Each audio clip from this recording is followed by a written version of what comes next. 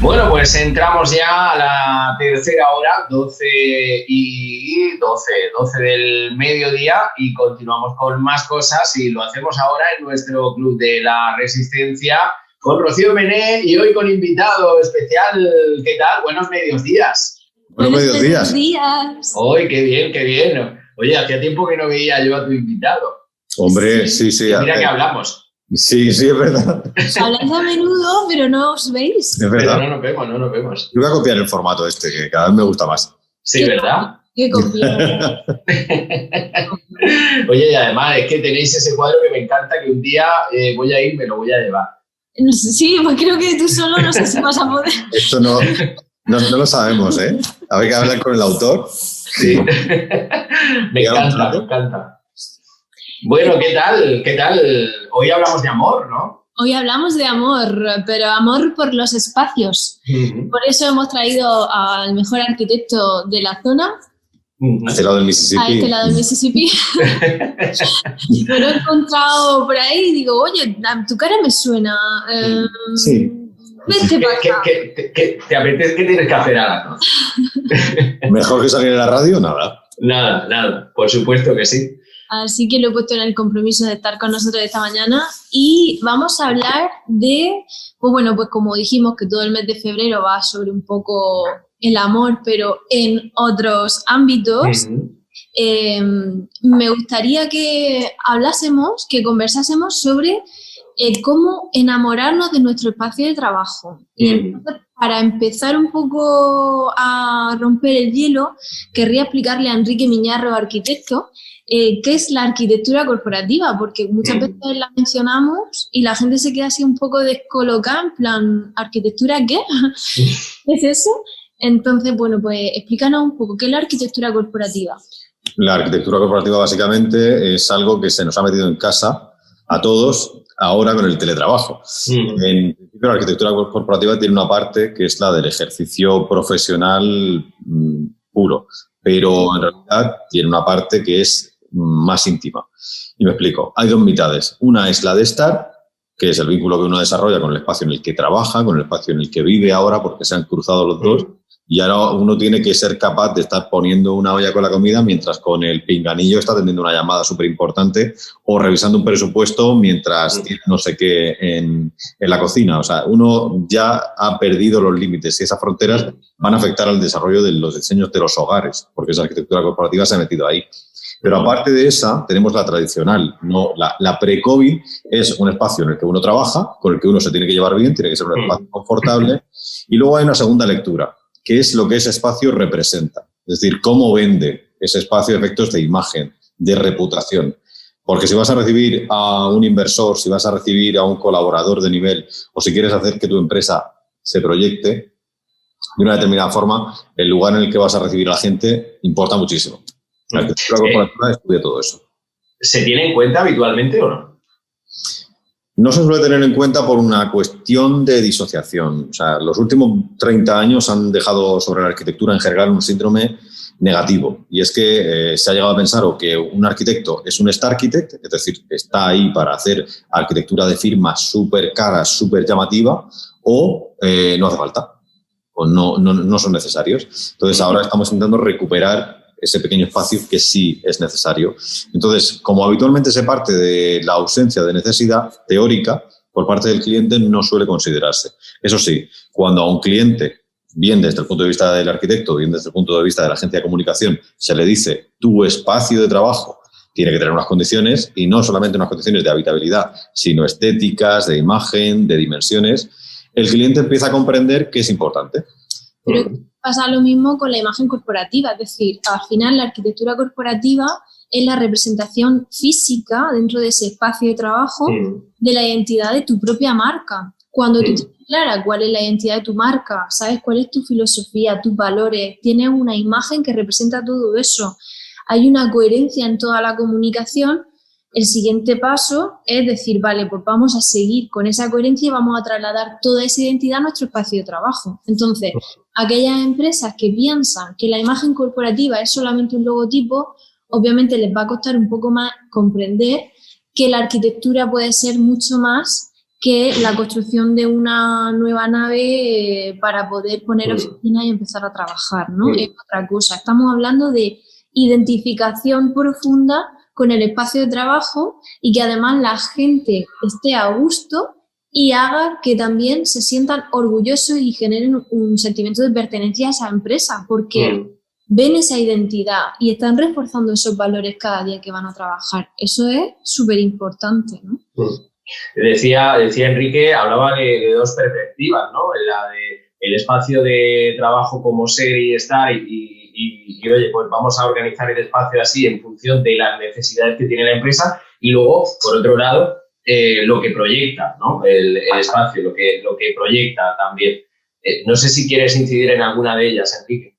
Yo solo voy a decirle a la gente que la venta de los fondos falsos de estanterías en Amazon se han multiplicado. Desde el trabajo y es cierto. O sea, yo cuando vi que se estaban vendiendo muchísimas estanterías falsas con libros.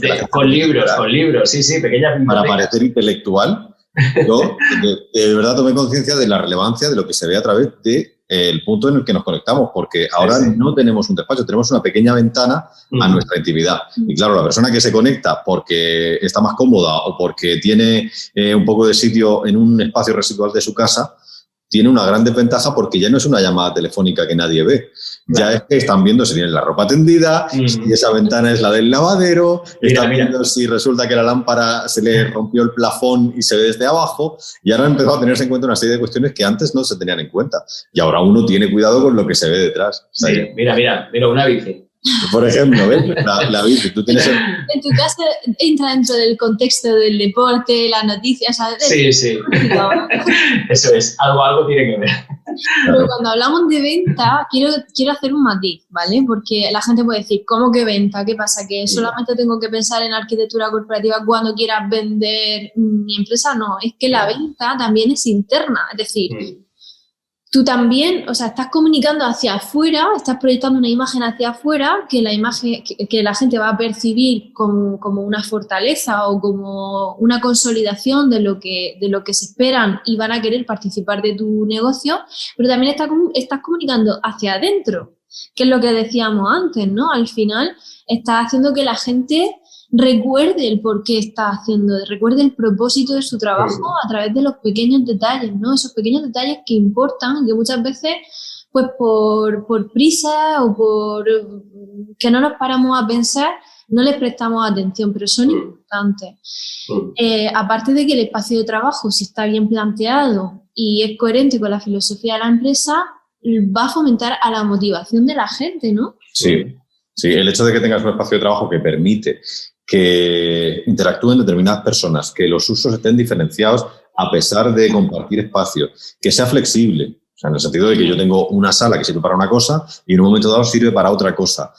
La amplitud, los flujos, la segregación tácita de los espacios, la climatización, la orientación de cada una de las partes. Si tengo un espacio más iluminado, tendré que tener la zona de trabajo cerca de esa fuente de iluminación, o sea, la zona de reunión más alejada para tener un cierto grado de intimidad. Todo eso se estudia a nivel de proyecto y lo que permite al final es tener un resultado óptimo. Y sobre todo es un resultado que la gente no te suele manifestar porque sencillamente funciona. Cuando algo no funciona es cuando te llaman y te dicen, oye, es que resulta que para llegar a este sitio de la playa de trabajo es súper incómodo. Cuando no te llaman, sucede lo que le pasó a Elisa Otis cuando presentó el ascensor, el invento del ascensor, que el maravilla, el hallazgo, era que no sucedía nada. Él cogió una plataforma, lo puso en el pabellón de la exposición, la llenó de cosas y cogió el mecanismo del ascensor y lo elevó, y él encima. Pues la maravilla fue que no se cayó. La plataforma se mantenía. Pues con la buena arquitectura sucede lo mismo. Lo que pasa es que cuando no te llaman, cuando todo está funcionando, es cuando todo va bien. En este caso sucede igual. Cuando un espacio de trabajo funciona correctamente, lo que tienes es que la gente está centrada en producir y se siente a gusto. Y en comunicarse, ¿no? Y en cooperar, claro, ¿no? Porque yo creo que una de las partes más importantes de un espacio de trabajo es ese sitio donde puede haber esa cooperación, donde la gente pueda sentarse tranquilamente a reunirse, a trabajar juntos, aparte de que cada uno tenga en su propio espacio una iluminación, una buena ventilación o una buena climatización. No siempre es posible, dependiendo de la zona, pero intentar que la gente esté lo más confortable posible, ¿no? Dentro de su... Claro, luego en función, imagino, a lo que uno se dedica, pues necesita un espacio o necesita otro, ¿no? Porque yo me imagino, oye, pues mira, yo cuando más me gusta, por ejemplo, hacer programas es en la calle, pero quizás porque estás más en contacto, ¿no? Con lo que estás contando y con la realidad, ¿no? Estás ahí en la calle y estás viendo todo lo que en ese momento está pasando por esa fracción que tú tienes de visión. A ver, aquí hay dos cosas que has dicho que son súper importantes. En primer lugar, lo que has comentado, estamos habituados a trabajar en un entorno que nos condiciona. Eso es muy importante. Y en segundo lugar, has mencionado el uso de la ciudad. A ti te resulta agradable trabajar fuera por la primera razón, porque el entorno condiciona, e igual que un espacio pequeño hace que hagas cosas pequeñas y una mesa grande, como quien dice, te permite hacer cosas grandes, por simplificar mucho el discurso, un espacio abierto te permite pensar casi con más claridad, pero es que biológicamente estamos diseñados para estar en el exterior, para tener una cierta interacción con la calle, y la ciudad es el constructo que el ser humano ha creado para tener un cierto amparo, para que no haya una planicie en la que te muevas salvajemente, sino que tienes una serie de elementos que te acotan, pero que se pueden habitar, son confortables.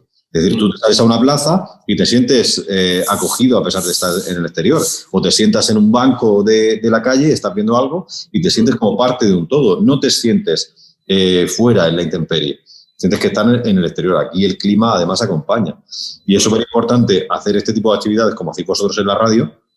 Igual que los arquitectos vamos a visitas de obra, planteamos cosas en directo, o cuando se hace una campaña de lo que sea y se hace in situ y se plantea ahí, porque el conocimiento de ese medio es el que permite que desarrolles bien tu trabajo. Y la manera de pensar está condicionada directamente por el espacio que habitamos. Estaba pensando en qué factores, o bueno, qué elementos crees que son imprescindibles, digamos, ¿no? A la hora de plantear un espacio de trabajo confortable, tenemos la luz, tenemos la ventilación. Elementos a tener en cuenta, ¿no? Sí, pero aparte de la luz, la ventilación y eso, por ejemplo, materiales. ¿Con qué materiales te gusta trabajar a ti? Pues a la hora de que estén en contacto con la gente, de que generen, de que influyan en ese confort y en esa calidez del espacio. Hay un criterio muy elemental, pero muy útil, que es el criterio de lo mineral y lo vegetal. Y me explico. Conforme vamos cambiando de escala y va reduciéndose, es decir, nos vamos acercando a la escala humana, lo ideal es que vayamos optando por elementos orgánicos. ¿Esto qué quiere decir? Que lo que toco con mucha frecuencia, si puede ser madera o si puede ser un elemento orgánico, va a ser mejor que si es metal o si es mineral. Todos tenemos mesas de metal o de chapa o de vidrio o de piedra en casa, pero a efectos de confort no es lo que permite una mejor interacción. ¿Por qué? Porque no tiene ese carácter tan orgánico directo. Entonces, a efectos de higiene sí son muy, muy confortables y son muy prácticas, pero es muy recomendable que al menos haya una carga de madera y de textil en el espacio conforme empieza a aproximarse la gente. Conforme nos alejamos, pues ya se acepta una escala más grande y se acepta pues lo mineral como más resistente. O sea, necesitas que las cosas aguanten más. Pero si tenemos que quedarnos con un truco, con un criterio, conforme nos vayamos acostumbrando, lo que te pide la piel es o piel, o tela, o madera, o algún elemento que genere ese vínculo con lo orgánico que tenemos de manera natural las personas. Qué curioso. Sí. Y a la hora de iluminación, ¿qué tipo? Bueno, porque no siempre la iluminación... O colores, ¿no? Por ejemplo. Sí. ¿O qué? ¿Perdón? Colores. O colores, sí. Podemos hablar de color y después de iluminación, pero estaba pensando en que no en todos los sitios la iluminación natural es posible y me gustaría saber qué tipo de iluminación es más adecuada para cada cosa, si una más cálida, una más neutra, una más fría. Pues, y qué colores fomentan que la gente esté pues a lo mejor más activa, más creativa o más concentrada. O más concentrada o más tranquila para poder trabajar, no sé. Son dos factores que están interrelacionados, porque el color y la luz básicamente forman parte de la misma línea teórica dentro de la física. Por centrarnos primero porque si hablamos de luz, es importante que tengamos en cuenta la actividad que vamos a desarrollar. Si yo voy a poner un estudio fotográfico, lógicamente la luz es más que secundaria. Es más, seguramente tenga que cegar alguna parte, o si voy a poner un estudio de grabación, porque tenga que controlar con luz artificial lo que se va a grabar ahí. Eso sí, si voy a desarrollar una actividad intelectual que necesita de la iluminación natural, necesito tener ventanas. Esto va desde la elección del local y su orientación, porque no es lo mismo tener un local con el ventanal orientado a norte, que tiene una luz neutra, que para determinadas actividades te va a venir bien, que necesitar tener una luz cálida o algo de vitalidad, que enlaza con lo que comentábamos de cómo inducir a través de los colores a un cierto grado de actividad. Hay, por así decirlo, una serie de cuestiones que tienen que ver con los tonos neutros. Los materiales que tienen en la naturaleza, los blancos, los térreos y los grises, siempre quedan dentro del lado de los neutros y nos permiten tener una base sobre la que podemos luego meter puntos de color que sirvan para ir mejorando o estimulando.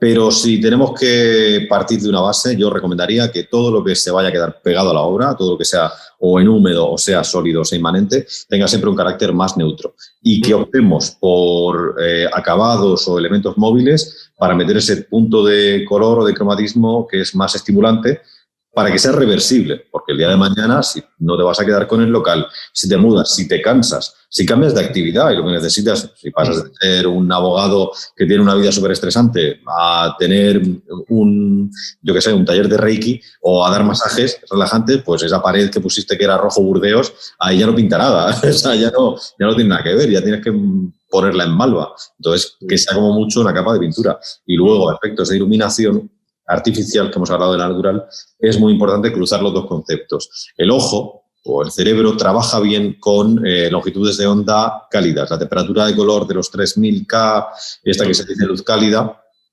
funciona muy bien. Conforme nos vamos hacia el neutro, lo que se llaman 4000K o ya hacia tonos fríos, no estamos tan habituados. Biológicamente no estamos diseñados a percibir esa luz porque dista más de la luz del sol, que es una luz de un color cálido, de una temperatura de color cálida, y siempre es más artificial. Si bien es cierto que para algunos desempeños profesionales es imprescindible, ¿por qué? Porque si tienes una imprenta, por ejemplo, no puedes usar tonos de luz que te desvirtúen lo que vas a salir, porque luego el cliente te puede decir, oiga, que me ha traído usted un libreto, me ha traído usted unos carteles que no son como eran.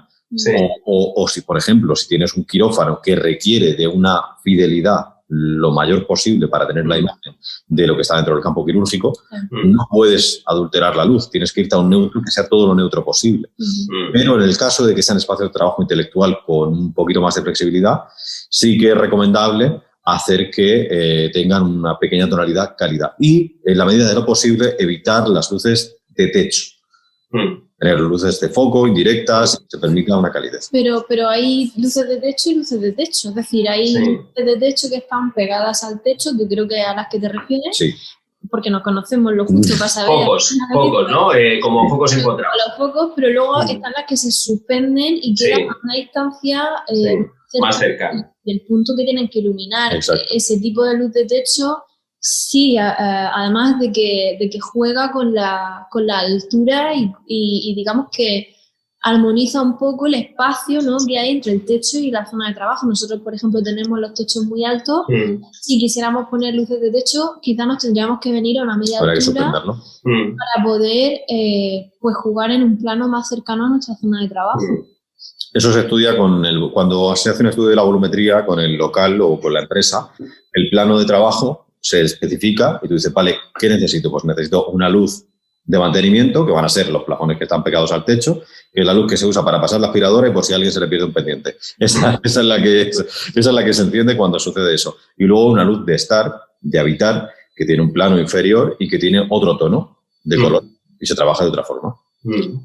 Por ejemplo, si uno va a trabajar en una mesa mucho tiempo, no sé, es que la imagen que me ha venido son, por ejemplo, bibliotecas, ¿no? Que estamos habituados a que en la misma mesa tengan aquí el foquito enfocando a la mesa. Eso se hace por varias razones. La primera es que sobreiluminar algún espacio de otros es invasivo. Esto aparece mucho en las bibliotecas clásicas americanas. Allí el origen de esto era más sencillo todavía, era porque se ocupaban espacios históricos, no se podía poner un cableado superior y lo que se hacía es que se metía el cableado por la propia separación entre las mesas. De manera que era mucho más sencillo enfocar sobre un elemento, que es el propio libro o la propia área de consulta, que suspenderlo. Cuando se pusieron de moda los falsos techos, pues se llenó todo de luz y tú tienes una iluminación homogénea. Si bien es cierto que es mucho más confortable la primera, la que focaliza sobre tu espacio de trabajo e induce a una calma y a una tranquilidad que se ve en las atmósferas de cualquier imagen que veas de bibliotecas más antiguas y que se puede conseguir también en bibliotecas actuales. Pero hay que decidir optar por una luz focal y localizada en lugar de una luz general, que sería la que denominamos de mantenimiento. Eso se puede obtener, se estudia y se hace y se obtiene un resultado positivo. Cuando uno está trabajando, también hay que tener en cuenta que ahora trabajamos con todo retroiluminado. Es decir, estamos mirando una pantalla permanentemente con luz, por lo cual, por desgracia, la luz se desatiende habitualmente. Creo recordar que, por ejemplo, vosotros en el estudio, creo recordar, no sé si recuerdo bien, en las mesas tenéis como un tubito, ¿no? Encima, ¿puede ser o no? Una lamparita encima de la mesa. Tenemos lámparas, no son tubos, pero sí son lámparas en cada puesto de trabajo que además ayudan a dar una luz ambiente a todo el estudio, porque solo utilizamos esas lámparas y puntos de luz indirecta. Entonces, bueno, pues sí que nos falta a lo mejor en la entrada algún punto más de luz para cuando estamos saliendo, pero en general lo que son los puestos de trabajo funcionan muy bien con lámparas, brazos muy grandes que se pueden mover y tú lo puedes también orientar en base a las necesidades que tú tengas, porque hay gente que es zurda, hay gente que es diestra, entonces pues se pone la lámpara en un sitio o en otro para que no le proyecte sombra sobre lo que estás queriendo. Y también puede ser que en un momento dado necesites retirarte un poco la luz porque estás en la pantalla viendo los colores de un diseño gráfico y necesitas que sea lo más preciso posible, o en otro momento tienes que estar tomando nota y necesitas la luz. Nosotros trabajamos con luz cálida, entonces claro, hay veces que si necesitamos luz neutra o luz fría, o nos tenemos que poner los focos, o nos tenemos que buscar otra manera para poder iluminar y percibir los colores de una manera más precisa, ¿no? No sé si hay más elementos, por ejemplo, importantes en el centro de trabajo, no sé, se me ocurre como temperatura, ruidos, sonido. Yo estaba pensando en las plantas, fíjate. Quería saber, y en la humedad, en el nivel. Y en la humedad, eso es. Porque hay espacios de trabajo que se pueden permitir el lujo a lo mejor de tener incluso una fuente de agua cerca porque relaje o porque aporte humedad y reste un poco la sequedad de los medios de climatización a través de aire, ¿no? De convección. Sí. Entonces, no sé si las plantas también juegan a favor de ese equilibrio de humedad, si también el efecto acogedor de una planta y de tener vida cerca hace que la gente se relaje en un momento dado y pueda estar como más en contacto con la naturaleza también. Es el efecto de la naturaleza también responde a un atavismo original. Necesitamos, en la medida de lo posible, ver verde. Y siempre es positivo tener plantas cerca. El hecho de que haya plantas de interior y que se implementen en todos los proyectos de arquitectura tiene que ver con eso. A la gente le agrada. Hay gente que tiene la capacidad de cuidarlas y hay gente que no tiene la capacidad de cuidarlas. En todo caso, en los proyectos de arquitectura siempre se suele tener en cuenta que el control higrométrico, es decir, la humedad que va a haber en el local, tiene que estar relacionado con la temperatura, porque son dos variables que van a la par. Y luego, cuando se introducen plantas, si se pasa de una determinada densidad, es decir, imaginad que tenéis una zona con una empresa que en una esquina o en el centro de un patio va a tener, porque se ha decidido por diseño, lo ha solicitado el cliente, va a tener un cúmulo de plantas tropicales. Pues eso va a requerir mucho riego y va a generar una aportación al ambiente de mucha humedad. Eso hay que tenerlo en cuenta a la hora de compensar y de controlarlo.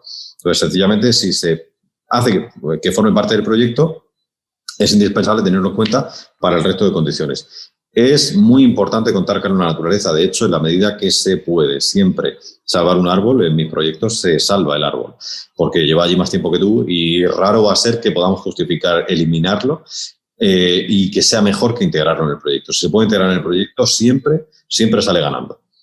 Siempre. De hecho, pensando en árboles, en agua, estaba pensando en el Parque Científico de Murcia, que está justo para entrar a Espinardo, pero por la parte milagrosa. Ese parque fue una rehabilitación de un antiguo cuartel, me parece, y tiene un patio donde había unos árboles, me dirán los árboles, pues fácilmente como 4 plantas de altura, una cosa bárbara.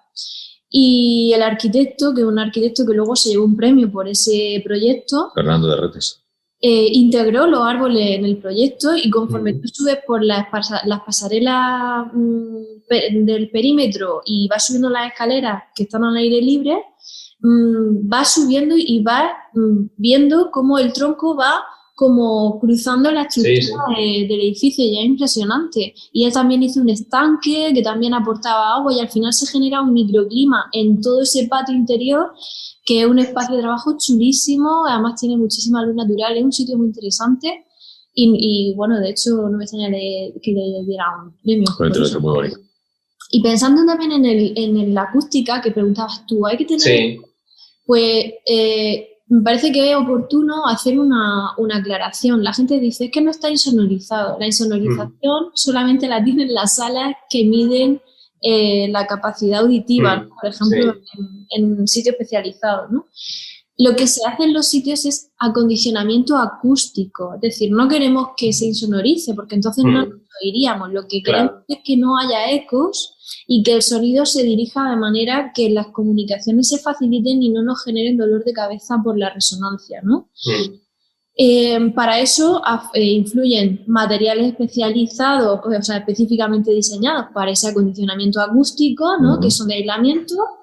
Y luego también los mismos tejidos, tipo cortinas, los tejidos de las sillas, cualquier tipo de textil, incluso las plantas que pongamos, pueden ayudar a ese acondicionamiento acústico, ¿verdad? Sí, todo lo que sea una modificación de la geometría del local para añadir rugosidad favorece que el eco disminuya. Es decir, si tú tienes un local y tienes una serie de revestimientos, lo que está haciendo el revestimiento especializado es multiplicar las zonas en las que rebota el sonido, la onda, cuando llega a la pared. Entonces, al final se dispersa. Cuando metes plantas sucede algo similar. Cuando metes textiles, por eso se utilizaban tantísimo los tapices y se utilizaban las alfombras. Es como que absorbe el sonido. Exacto. O sea, tiene una función térmica porque las alfombras y los tapices evitaban corrientes y cosas por el estilo. Y también tiene una función acústica porque la reverberación prácticamente desaparece y hacen que el espacio sea más acogedor. También miden el retorno de la onda e impiden ese efecto que todos hemos tenido en alguna cafetería de no poder hablar, porque está todo el mundo hablando, cosa que estamos deseando volver a hacer porque ya no se pueda volver a las cafeterías y que el bullicio vuelva a estar ahí. Pero cuando había bullicio en una cafetería y entrabas y decías, mira, es que no podemos hablar aquí, solía deberse a que había una deficiencia en el acondicionamiento. De hecho, en los espacios diáfanos, por ejemplo, como nuestro estudio, nosotros no queremos separar los espacios, pero si quisiéramos tener en un momento dado un poco más de privacidad o de evitar que el ruido moleste a los demás, con una cortina acústica podríamos resolver esa cuestión, ¿no? Que es una solución. Cada vez los espacios son más diáfanos y muchas veces la gente, cuando hay varias personas trabajando en una misma oficina sin paredes ni cristal que separe, es como, es que cuando hay 2 personas hablando por teléfono yo ya no me concentro. Bueno, pues los textiles ayudan también para eso. Sí, es verdad. Bueno, pues tenemos que ir acabando, Rocío, no sé si algo más. Pues la verdad es que hemos dado un buen repaso al espacio de trabajo. Espero que las cosas que hayamos comentado, incluso algunos truquillos y algunas cosas, nos sirvan para poder darle una vuelta y ver nuestro espacio de trabajo con otros ojos para volver a enamorarnos de él. Eso es, que es de lo que se trata. Yo he notado una cosa aquí, que lo más importante al final es ser feliz en el espacio de trabajo donde esté, porque ahora mismo se va a deturpar todo. Así que si hay que darle un consejo a la gente respecto de volver a enamorarse con la arquitectura que lo rodea, es que intente ser feliz. Y si no es feliz, que busque un arquitecto. Eso. Bueno, pues muchísimas gracias. A ti, que pases un buen fin de semana. Adiós.